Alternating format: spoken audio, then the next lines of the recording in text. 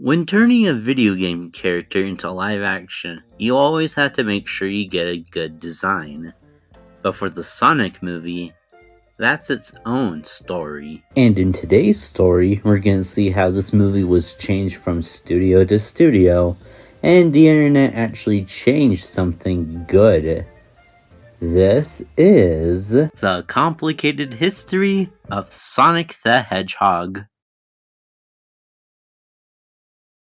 Chapter 1: A Sunny Sony. In 2013, it was announced that Sony Pictures and their company, Columbia Pictures, would team up with Marza Animation to give us a live-action CGI movie about Sonic the Hedgehog. Alongside Marza Animation was Blur Studios, who made some Sonic cutscenes with Tim Miller and Jeff Fowler as the director, being announced in 2016. And then nothing happened for several years. Yeah. Let's fast forward a bit. Chapter 2: Swap Studios. On October 2nd, 2017, it was announced that Sony gave up the rights and gave it to Paramount Pictures, with everyone still staying in production, and things finally started rolling. However, everyone was skeptical, especially what Sonic could look like. Filming for the movie began on around mid-September 2018, with a planned November 2019 date ready. Everyone at Paramount and the team were ready to show everyone what they made, and the results were mixed. Chapter 3: Design Flaws. On December 9th, 2018, a teaser poster was released, and everyone hated it, with the humanistic design very quickly entering the uncanny valley.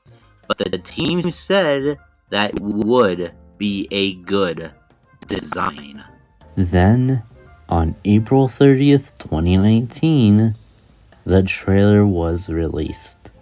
It was a fucked up day for the internet. Immediately, people were questioning Paramount on who designed this and how did this pass.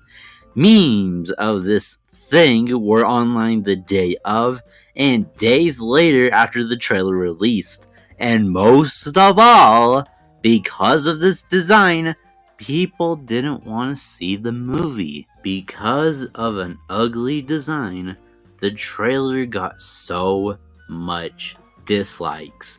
Paramount said nothing and let the whole thing play out. And thus our story could have ended with people hating the movie and underperforming at the box office and forgetting it ever existed. But then, something happened. Chapter 4: Hope. 3 days later, on May 2nd, 2019, the director Jeff Fowler took to Twitter and said, "Thank you for all the support and criticism. Your message is loud and clear. You aren't happy with the design, and you want some changes. It's going to happen. Everyone at Paramount and Sega are fully committed to making this the best character he can be. Hashtag fix Sonic, hashtag gotta fix fast, emoji thingy, another emoji." Although the movie had to be delayed from its original November 12th, 2019 date to Valentine's Day 2020, people were still shocked that a major movie studio like Paramount actually listened to their audience. To this day, it's an example of major people actually listening to their fans. Fast forward to November 12th, 2019, a new trailer came out and a new design came out, with everyone not being afraid by it. Although one of its VFX studios had to go bankrupt because they had to make the new design and also had to work on the movie Cats, so yeah.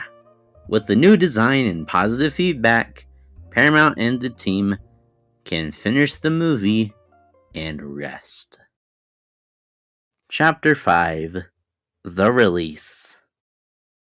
The Sonic movie premiered at the Paramount Studio lot on January 25th, 2020, with a wide release on February 14th, 2020. Reviews were very positive, with praise going to the redesign and Jim Carrey's performance as Eggman. Box office also did well, making $319 million worldwide on a $90 million budget. Sure, it could have made more money, but due to real-world events a month later, the theatrical run went a little shorter. To this day, the redesign gave us an example of a studio actually listening to their fans. Take notes, Warner Brothers. Moral of the story: try to listen to your audience.